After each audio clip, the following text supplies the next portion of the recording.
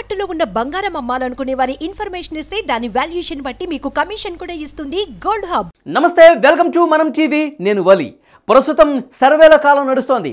ఆంధ్రప్రదేశ్ ఎన్నికలు దగ్గర పడుతున్నాయి. దాంతోపాటు లోక్సభ ఎన్నికలు దేశవ్యాప్తంగా మరికొద్ది రోజుల్లోనే జరగబోతున్నటువంటి నేపథ్యంలో ఈ సర్వేలు రోజుకొకటి వస్తున్నాయి. ఇటు నేషనల్ సర్వేలు కావచ్చు, లోకల్ సర్వేలు కావచ్చు, తమ అంచనాలను వెలువరించి రాజకీయ వేడి పుట్టిస్తున్నటువంటి పరిస్థితి కనిపిస్తోంది.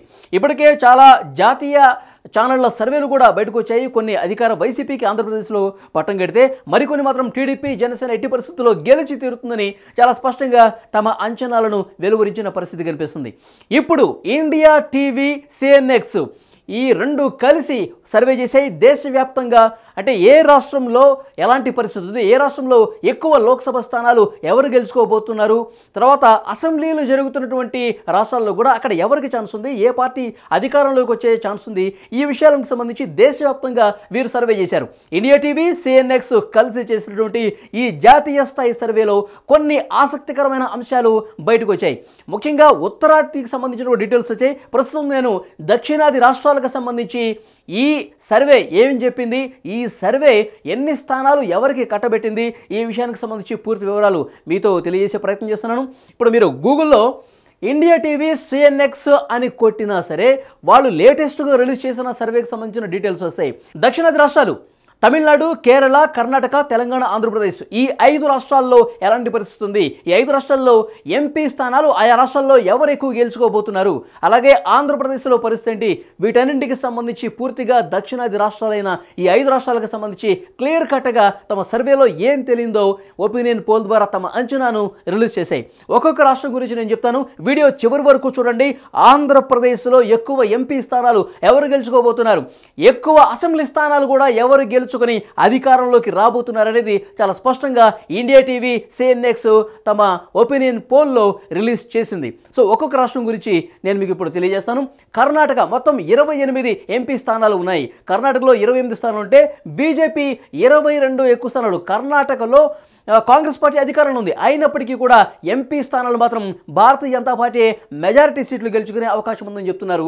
సో ఎందుకంటే కేంద్రం సంబంధించినటువంటి ఎలక్షన్స్ కాబట్టి ఎంపీ ఎన్నికలంటే అక్కడ రాహుల్ గాంధీ ప్రధాని కావాలా, లేదంటే మళ్ళీ ప్రధానిగా మోదీ గారే ఉండాలా, ఈ విషయానికి సంబంధించి ప్రజలు చూస్తారు. కాబట్టి ఈసారి ఎంపీ ఎలక్షన్స్లో బీజేపీనే 22 స్థానాలు గెలుచుకోబోతుంది. అక్కడ 28 ఉంటే మిగతా 6 స్థానాలు కాంగ్రెస్ 4 మాత్రమే, జేడీఎస్ 2 మాత్రమే కర్ణాటకలో గెలుచుకునే అవకాశం ఉందని చెప్తున్నారు. ఇక కేరళలో 20 స్థానాలు ఉన్నాయి. 20 స్థానాలు అంటే అక్కడ గెలుచుకునేది యూడీఎఫ్ అంటే కాంగ్రెస్ నేతృత్వంలోని కూటమి యూడీఎఫ్ 11 స్థానాలు గెలుచుకోబోతోంది.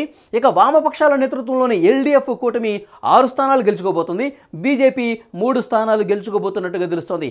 20లో యూడీఎఫ్ 11, ఎల్డీఎఫ్ 6, బీజేపీ 3 స్థానాలు గెలుచుకోబోతుందని తెలియజేస్తోంది ఈ సర్వే. గత ఎన్నికల్లో డిఎంకే 39 స్థానాల్లో 1 తక్కువ 38 స్థానాలు గెలుచుకుందనమాట. సో ఇప్పుడు ఏకంగా 20కి పడిపోయిన పరిస్థితి డిఎంకే కనిపిస్తోంది. కాంగ్రెస్ 6, బీజేపీ 5, ఏఐఏడిఎంకే అంటే అన్నాడీఎంకే 5 స్థానాలు, ఇతరులు 3 స్థానాలు గెలుచుకోబోతున్నట్టుగా ఇండియా టీవీ, సిఎన్ఎక్స్ అంచనా రిలీజ్ చేసింది. ఇక తెలంగాణ 17 స్థానాలు. తెలంగాణలో ఇటీవలే కాంగ్రెస్ పార్టీ అధికారంలోకి వచ్చిన విషయం తెలిసిందే. రేవంత్ రెడ్డి గారి నేతృత్వంలో ప్రభుత్వం ముందుకు పోతుంది. 6 గ్యారంటీలను వడివడిగా ఒక్కొక్కటి అమలు చేసుకుంటున్న పరిస్థితి ఉంది. ఈ నేపథ్యంలో ఈ 3 నెలల వ్యవధిలో వస్తున్నటువంటి లోక్సభ ఎన్నికల్లో తెలంగాణలో పరిస్థితి ఏ విధంగా ఉండబోతుందంటే, తెలంగాణలో కాంగ్రెస్ 9 స్థానాలు గెలుచుకోబోతోంది. బీఆర్ఎస్ కేవలం 2 స్థానాలకే పరిమితమయ్యే అవకాశం ఉందని ఇండియా టీవీ, సిఎన్ఎక్స్ అంచనా వేసింది. బీజేపీ 5 స్థానాలు గెలుచుకోబోతోంది. ఎంఐఎం 1 స్థానానికే. ఇక్కడ ఎంఐఎం ఎలాగో హైదరాబాద్ స్థానం ఎప్పటి నుంచో గెలుచుకుంటుంది కాబట్టి ఎంఐఎం తన స్థానం తను పదిలపరుచుకుంటుందని తెలియజేస్తున్నారు. అంటే కాంగ్రెస్ 9 స్థానాలు, యాక్చువల్గా 3 స్థానాలు మాత్రమే 2019లో గెలుచుకుంది కాంగ్రెస్ పార్టీ. ఇప్పుడు 6కి ఎగబాకింది. ఎందుకంటే కాంగ్రెస్ బలపడింది, కాంగ్రెస్ రాష్ట్రంలో అధికారంలో ఉంది కాబట్టి 6 స్థానాలకి ఎగబాకి 9 స్థానాలు కైవసం చేసుకుంటుంది. బీఆర్ఎస్ గతంలో 9 స్థానాలు గెలిచింది, 9 నుంచి 7 కోల్పోయింది, 2 స్థానాలకే పరిమితం అవుతుందని ఈ అంచనా తెలియజేస్తోంది ఇండియా టీవీ, సిఎన్ఎక్స్. గతంలో బీజేపీ 4 స్థానాలు గెలుచుకుంటే 1 పెంచుకుంది, 5 స్థానాలకి ఇక్కడ బీజేపీ కైవసం చేసుకునే అవకాశం ఉన్నట్టుగా తెలుస్తుంది. ఎంఐఎం 1. ఇక ఆంధ్రప్రదేశ్ పరిస్థితి ఏ విధంగా ఉందో చూద్దాం. ఆంధ్రప్రదేశ్లో మొత్తం 25 ఎంపీ స్థానాలు ఉన్నాయి. 25లో వైసీపీ 15 స్థానాలు గెలుచుకోబోతోంది. 25లో 15 అధికార వైసీపీ గెలుచుకోబోతుంది. టీడీపీ, జనసేన కేవలం 10 ఎంపీ స్థానాలు గెలుచుకునే అవకాశం ఉన్నట్టుగా తెలుస్తోంది.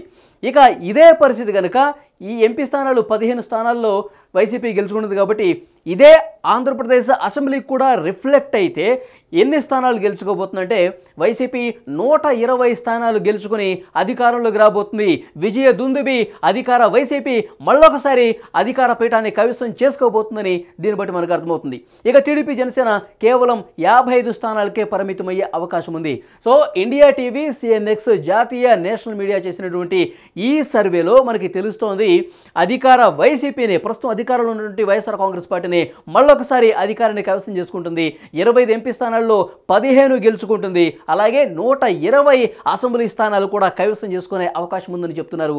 సో దీన్ని బట్టి మనకు అర్థమవుతుంది సౌత్లో చాలా బలంగా ప్రాంతీయ పార్టీలు ఉన్నప్పటికీ కూడా బీజేపీ ఎక్కువ స్థానాలు ఒకవైపు గెలుచుకుంది. మరోవైపు ఇక్కడ ఆంధ్రప్రదేశ్ విషయానికి వస్తే వైసీపీనే మళ్ళొకసారి అధికారంలోకి వచ్చే ఛాన్స్ ఉందని దీన్ని బట్టి మనకి అర్థమవుతోంది. Thank you.